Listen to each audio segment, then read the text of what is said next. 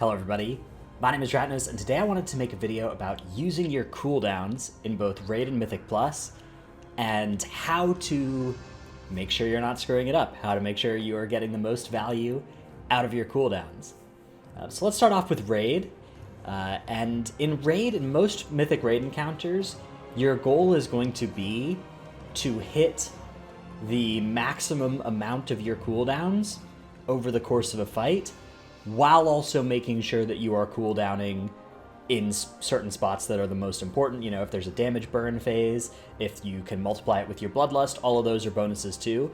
But a crucial thing in most encounters is going to be that case of using your cooldown just as much as humanly possible. So, for instance, say we have a 9-minute boss encounter using this timeline, and say you're a class that operates on a 2-minute cooldown.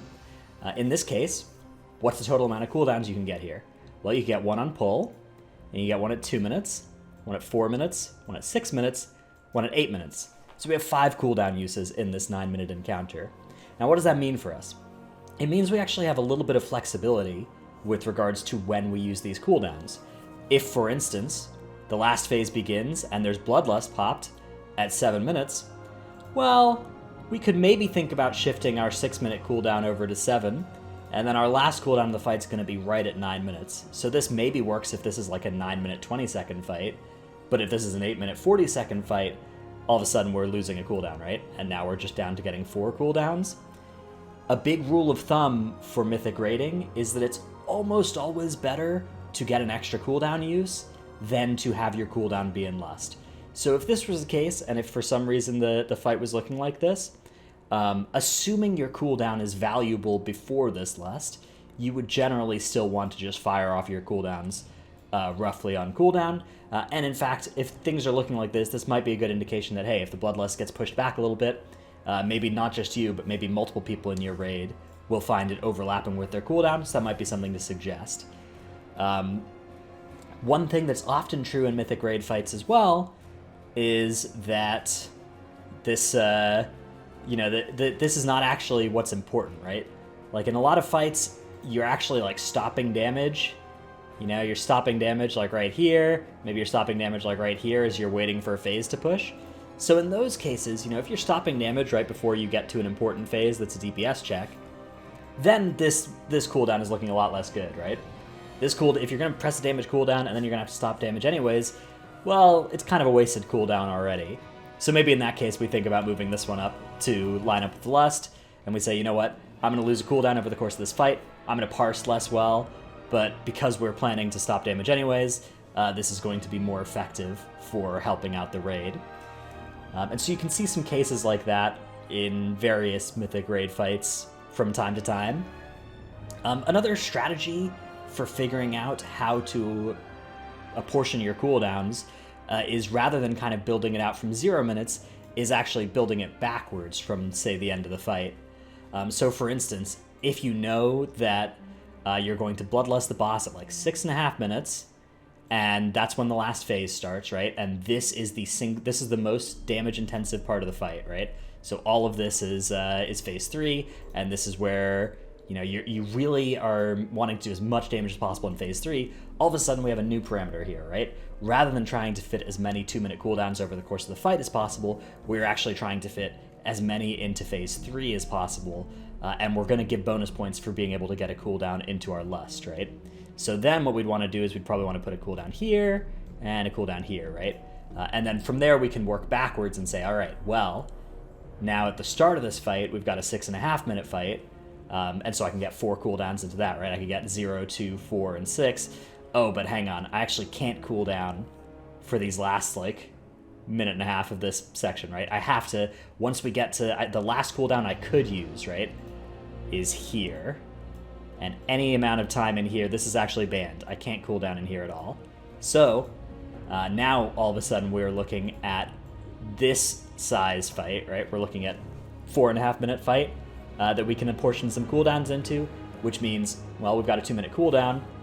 We get 3 uses in this time, and we basically have to press them on cooldown if we want to. I mean, we can delay by up to 30 seconds and not lose a cooldown, but we're going to basically just have to end up doing this, right? And so you can see, yeah, we still end up getting 5 uses on the fight like this, but you know, this gets us the most important ones in that last phase. So that's some ways of thinking about using your cooldowns in raid. Again, that primary metric of, in most encounters, for most cases, you really just want to avoid losing casts of your cooldown. And then for some fights, particularly for end bosses, actually what you're optimizing for is a final burn. You know, the boss's health is irrelevant at some point. Both Sylvanas and Sire were kind of like this, right? Phase 1 damage, you're stopping damage at the end of phase 1 anyways. Therefore, getting an extra cooldown use into phase 1, and even if it's an extra overall use in the fight, is not worth moving your cooldowns around to be slightly more optimal later in the fight. Generally, that would be true, though. You know, in a fight like Soul Render, for instance, where you just never stop damage, you're just damaging the whole time, there you're going to want to really make sure you don't lose a cast of your cooldown. Alright, Soul Render brings up another interesting thing to discuss, which is relevant for both Raid and Mythic Plus, which is consider how your cooldown operates on single target versus AoE, right? So a good example of this is like Rogue cooldowns, you know? Compare something like Rogue Vendetta or Rogue Shadow Blades. You know, these are cooldowns that are really useful on single target, but not dramatically helpful in AoE. Versus something like a Windwalker Monk, right? A Windwalker, Zhuen, and Weapons of Order if they're playing that, or, you know, their clones. Those are big AoE damage increases. So on a fight like Soul Render, you know, Soul Render, let's just make up something that looks sort of like Soul Render. Soul Render, let's say it's like a 7-minute fight. Okay, watch as I evenly divide this into sevenths. Oh, this is bad. There's no shot this is enough. Less? Okay, I don't think that. Let's count how many we actually got in here. 0, 1, 2. No spoilers, no spoilers. 3, 4, 5, 6. Okay, yeah, 6-minute fight, as I was saying. 6-minute fight, Soul Render, something like that. And you're actually having ad spawn. So let's say you're having ad spawn at the 45-second mark, and then at the 1.5-minute mark, and then say somewhere over here, indeterminate time. You know, if you're a rogue looking at this, it's a pretty easy decision for how to use your 2-minute cooldown, right? You say you're playing Assassination, you want to play Vendetta on this fight, or Subtlety, you want to use Shadow Blades, right? Either way, you just kind of fire it off on pull, and then again whenever it comes off cooldown, and you're not too worried about these ad spawn windows. Meanwhile, if you're playing Windwalker, all of a sudden you got to think a little bit more about it, and you're thinking, okay, well, hang on. My cooldown's big for AoE. You know, am I trying to optimize my AoE damage on this fight? Am I taking care of these ads? Or are the ads dying regardless? And if it's the case of, actually what we want is we want you to use your cooldown on the ads, then, you know, you're going to hold, and you're going to send it on the first set of ads, and maybe you don't have it for the second set, and you're going to send it again on the third set of ads, something like that, right? This is something that you can do this without coordinating with your group, right? You can just kind of have, a lot of players will have a default instinct towards doing this. But it is useful to think about who in your raid is best to do this versus who is best not to. Arms Warrior is another interesting discussion on this, right? Arms Warrior sits on a 45-second small cooldown and a 1.5-minute long, bigger cooldown. And they also have Blade Storm that basically costs nothing to just save for ads. So if you're Arms Warrior, you know, you're pretty much saving Blade Storm for this part and this part makes a lot of sense. But the question of, like, should you use big cooldowns on pull or small cooldowns is actually kind of an interesting one. And in fact, maybe it's informed by whether you have a Windwalker in your group, right? If you have a Windwalker taking care of the ads, you're an Arms Warrior, then all of a sudden you're thinking, okay, well, let's use our big cooldowns for single target on pull. And then for this one, we'll just do a Warbreaker, our 45-second cooldown, and a Blade Storm. And then at the 1.5-minute mark, okay, we got big cooldowns again. We don't have a Blade Storm, but we can go Avatar, Warbreaker, Sweeping Strikes, you know, Ancient Aftershock, and start doing some big AoE, even without Blade Storm on this. Or we could even save our Blade Storm for this. And then again on this one, all right, well, we just have Warbreaker Blade Storm, right? You could do something like that. Or maybe instead you're in a raid group where there's no Windwalker. And so all of a sudden you're thinking, okay, well, on pull, I'll just use Warbreaker. and then here I will use Avatar Warbreaker, Bladestorm, Ancient Aftershock, right? And then again, I'll do everything over here, and this one will just be Warbreaker, and a little bit of damage. That is both valid. There's arguments to be made for doing your cooldowns in both of those ways. You could try and optimize for overall damage. You could instead try and optimize for what's going to parse the highest. But if you're on progression here, a good thought process to have is like, which of these is going to make it easier to kill the boss? What are we struggling with? Where are the ad sets that are causing us problems? Where do I have a chain, right? If you're like, well, I'm assigned to do a chain on this spot, right? Well, all of a sudden, let's not use our big cooldown here anymore. Let's come up with a way of using our cooldowns that doesn't mean that when we are assigned to go do mechanics, we're inting their aid. Okay, so those are some thoughts for how you can use cooldowns well in a raid encounter. You can always, of course, look at what other people are up to with their cooldowns and copy that. I would give a word of caution, like if you look at the very top parses, you will find people who are optimizing to get the very top parses. So instead, what you may wish to look for is, say, early progression pulls from guilds that are good, from players playing your spec that you respect. Players playing your spec that you respect, and that you think are good, and that you trust how they're using their cooldowns. Those can be a great resource to have a couple of those that you look at on Warcraft logs, and just yoink some of their cooldown timings, at least as a starting point, until you're more comfortable with the fight and you know what's going on. In Mythic Plus, the answer is generally a lot simpler. In Mythic Plus, we're really just looking to press our cooldowns on cooldown. In Mythic Plus, I would say 99% of players would be better off just slamming their cooldowns literally as soon as they become available, unless there's a very big reason not to do that. So what are some reasons to not press your cooldowns on cooldown in Mythic Plus? One is like, your pack is right about to die. Another one is, again, say you're playing a rogue, right? If you're playing a rogue and you've got Shadow Blades available and you're just finishing off a 5-pack and the next target is, say, a Tormented mob, a boss, something like that, okay, save your Shadow Blades, right? Save your Shadow Blades for single target, sure. That's fine.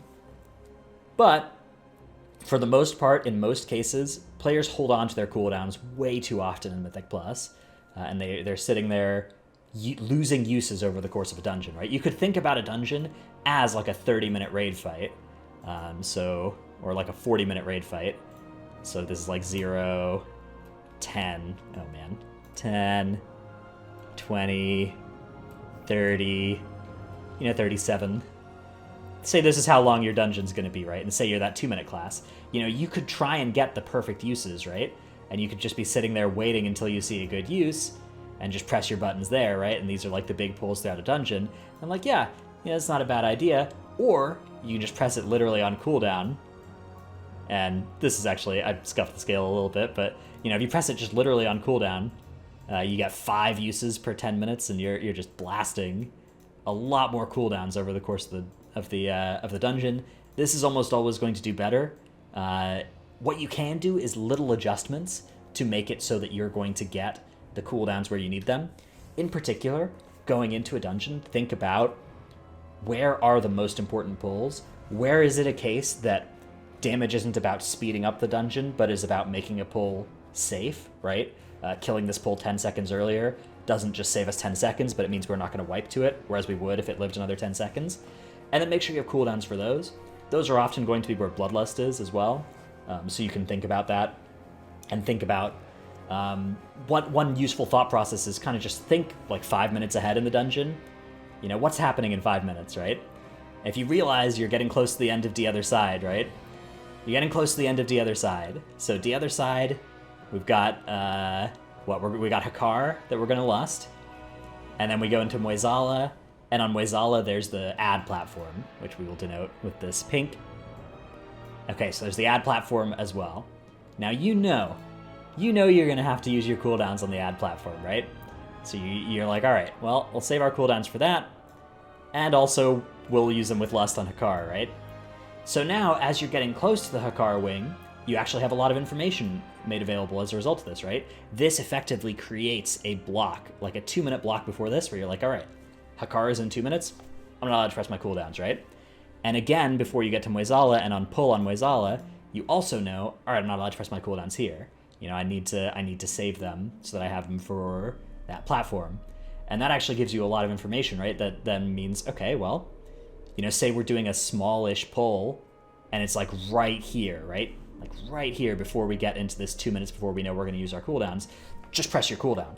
Even if it's like 2 mobs, right? Even if it's, say, that little 3-pack of mobs that then turns into, you know, you have to interrupt or whatever, and that you wouldn't want to cooldown that. Well, you know, if it's going to be 2 minutes until you have to use your cooldowns, your options are now or never, right? If you don't press this cooldown, it is disappearing, it is poofing and vanishing, and that's very bad. You know, you don't want to have that happen generally. Now, obviously, this relies on knowing when 2 minutes is, like when you are 2 minutes away from a car, and that can be really hard to know. Like, just know that, okay. Well, it's easier said than done, right? But that is the kind of thing that if you start trying to think about that and you start trying to pay attention to it, right? You start trying to think like, okay, you know, in this dungeon run, things worked out like this. You know, I can take that information and update for next time, and I can know, all right, well, this time this spot in the dungeon is about this far away from this spot. And in fact, what I would recommend you do, in general, if you're not sure about it, press your cooldown. If you don't know that you're going to get punished, press your cooldown, and then if you do get punished, you can remember, all right, I'm not allowed to press my cooldown here because I got punished for it, right? If we're pulling at this speed, if this is our path through the dungeon, I'm going to get punished if I press my cooldown here, so I'm not going to do it, right? But I think it's much, much better to err on the side of pressing your buttons in Mythic Plus than I'm not pressing your buttons, because by far and away, the biggest sin that players commit in Mythic Plus is just not pressing their cooldowns enough. Especially this expansion. Cooldowns are just so much of a source of your damage. Anyways, those are some thoughts about cooldown assignment, cooldown thinking that hopefully can help. Hopefully you found something in this video useful. If you did, remember to like and subscribe. If you didn't, also like and subscribe though. Everybody should do that. And yeah, thanks for watching. See you in the next one. Bye.